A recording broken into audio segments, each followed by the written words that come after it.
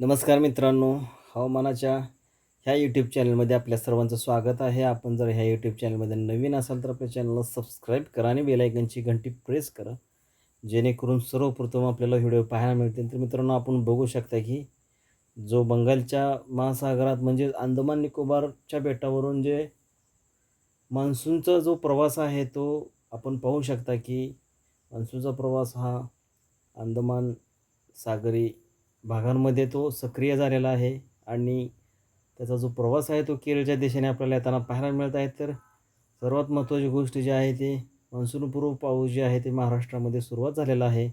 तर अरबी समुद्रामध्ये आपण बघू शकता की जे कमी दाबाचं क्षेत्र आहे ते चक्रीवादळाचं क्षेत्र आपल्याला आणखी घोंघवताना दिसत आहे. तर पुढील काही दिवसांमध्ये मान्सूनचा जो प्रवास आहे तो लवकरच मान्सून केरळच्या दिशेने येऊ शकतो.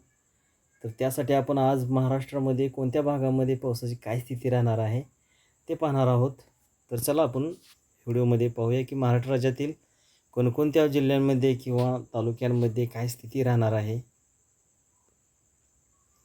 तर मित्रांनो, आपण बघू शकता की छत्रपती संभाजीनगर, तसेच सोलापूर, काही नांदेडचा भाग आहे. तर या भागामध्ये ढगांची जी दाटी आहे ते आपल्याला पाहायला मिळत आहे. तर त्या ठिकाणी विजांच्या कडकडाटासह सुद्धा वादळी पाऊस आपल्याला पडताना पाहायला दिसत आहे. कारण जे सर्कल तयार झालेलं आहे त्या सर्कलच्या अंदाजानुसार आपण जे हवामानाने माहिती दिलेली आहे त्याच्यानुसार आपल्याला माहिती देण्याचा प्रयत्न करत आहोत. तर आपण बघू शकता की छत्रपती संभाजीनगर, नांदेड आणि सोलापूर हा जो काही भाग आहे, काही अकोल्याचा भाग आहे ह्याच्यामध्ये. तसंच जो पुण्यालगतील भाग आहे, दौंड असेल, अकोले असेल, बीड असेल, अकलूज, बार्शी, काही लातूरचा भाग आहे. तर या भागामध्ये सुद्धा आपण बघू शकता की ढगांच्या कडकडाटासह तेथे सुद्धा आपण हलक्या स्वरूपाचा किंबहुना मुसळधार पाऊस हा स्थानिक वातावरण तयार होऊन त्या ठिकाणी पडू शकतो. तर मित्रांनो, छत्रपती संभाजीनगरलगतील जो जालनाचा भाग आहे, पैठणचा भाग आहे, परतूरचा काही भाग आहे, जिंतूरचा काही भाग आहे. तर या भागामध्ये सुद्धा आपण बघू शकता की काही ठिकाणी हलक्या स्वरूपाचा तर काही ठिकाणी रिमझिम स्वरूपाचा पाऊस हा होऊ शकतो. तर आपण अहिल्यानगर लगतील जो काही भाग आहे, श्रीरामपूरचा काही भाग आहे, अकोल्यालगतील जुन्नरचा काही भाग आहे.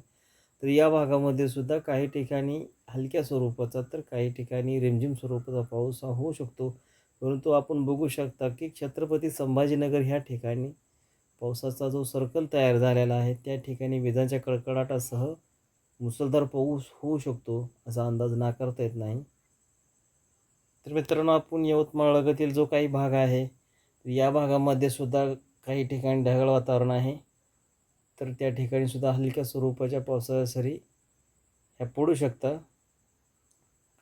तर मित्रांनो, आपण चंद्रपूर लगतील काही भाग आहे तर त्या भागालगतील भागामध्ये सुद्धा आपण बघू शकता की काही ठिकाणी ढगाळ वातावरण आहे. त्या ठिकाणी सुद्धा काही वातावरणात बदल झालेला आहे. तर त्या ठिकाणी सुद्धा पावसाच्या हलक्या सरी ह्या पडू शकतात. तर मित्रांनो, सोलापूर लगतील जो नळदुर्गचा भाग आहे, बसवा कल्याणचा काही भाग आहे. तर त्या ठिकाणी सुद्धा आपण बघू शकता की विजांच्या कडकडाटासह मुसळधार पाऊस हा होऊ शकतो.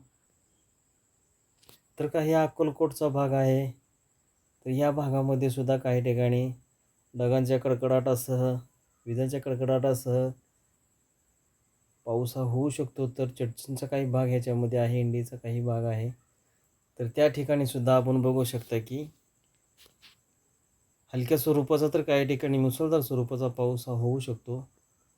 तर मंगळवेढा हा जो काही भाग आहे, सांगलीचा काही भाग आहे, तर जतचा काही भाग आहे, तर त्या ठिकाणी सुद्धा काही स्वरूपात मुसळधार तर काही ठिकाणी हलक्या स्वरूपाचा पाऊस जो आहे तो पडू शकतो. तर अशाच बातम्या, हवामानाच्या बातम्यासाठी आपल्या ह्या यूट्यूब चॅनलला आपण नक्की सबस्क्राईब करा आणि बेल आयकनची घंटी प्रेस करा, जेणेकरून आपल्याला सर्वप्रथम व्हिडिओ पाहायला मिळतील. तर आपल्या भागामध्ये पावसाची काय स्थिती आहे हे कमेंट बॉक्समध्ये नक्की लिहा. तर धन्यवाद मित्रांनो. आपला दिवस शुभ असो.